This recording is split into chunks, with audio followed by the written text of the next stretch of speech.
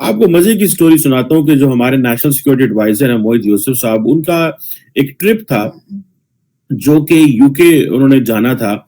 और बेसिकली ये तो एक स्मार्ट मूव थी ना कि एक तरफ आप रशिया से भी हो आए हैं और अब आप जो है वो वेस्टर्न कंट्रीज का भी एक ट्रिप मारें, ताकि वो जो यूक्रेन और रशिया के मामले में जो पाकिस्तान की पोजीशन है उसको हम टोन डाउन कर दें।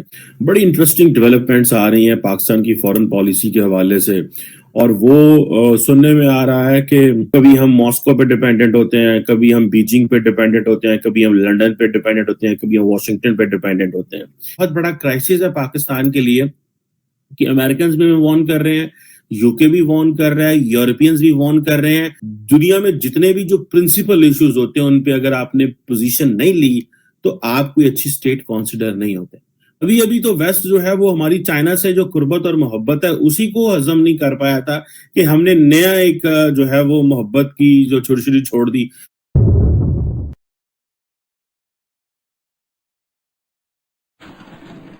आपने सबसे पहले घबराना नहीं है, बाहसियत कौम हम इसका मुकाबला करेंगे।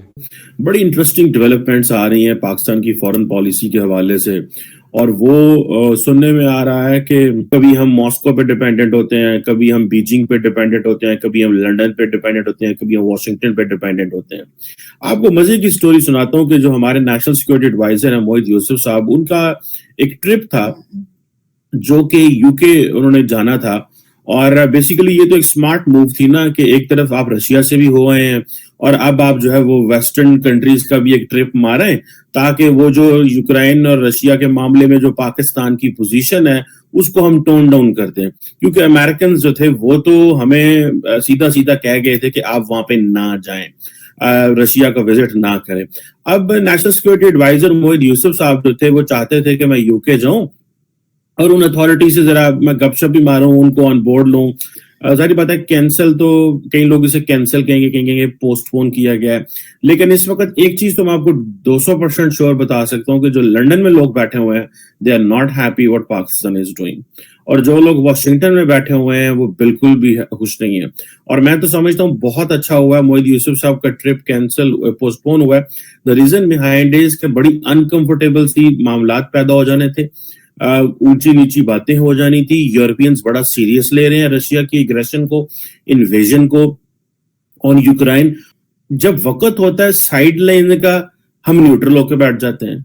जब पाकिस्तान बिल्कुल कुछ भी नहीं कर रहा था, हमें बिल्कुल न्यूट्रल होने की जरूरत थी in the times of the cold war में, जब हमें बिल्कुल न्यूट्रल होना था तो उस वक्त हम क्या कर रहे थे? उस वक्त हमने जनाब हमारे पास कुछ भी नहीं था और हम जो थे वो जिन्हों कहते हैं छाला मार दे सी अमरीका के कैंप च बढ़ गए और फिर हमने सोवियत को नाराज कर लिया।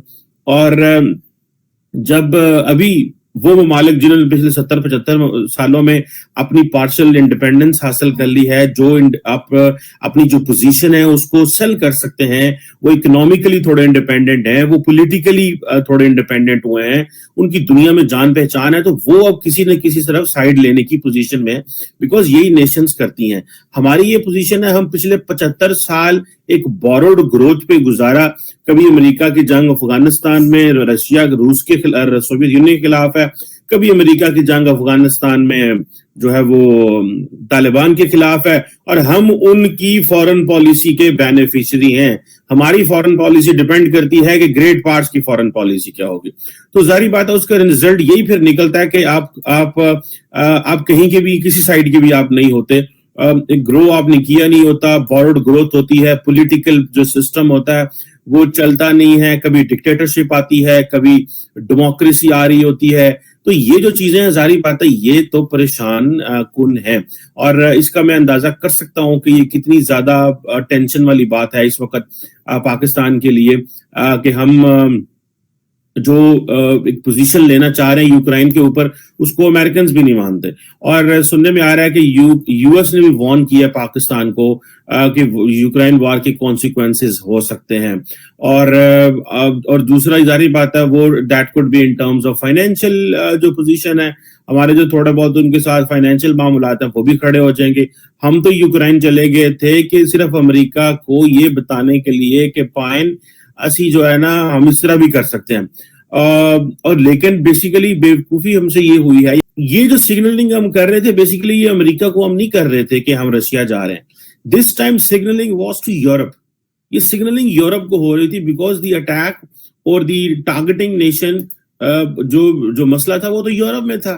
तो इस दफा अमेरिका का इसमें वो चीज नहीं थी। पाकिस्तान शायद अमेरिका को जेलस करने गया था कि पाए नसीब देखो आप कोडाना बैठे हैं, और वो शायद इमरान खान साहब की वो वीडियो भी आ गई कि जनाब what an exciting times to be in Moscow and all that.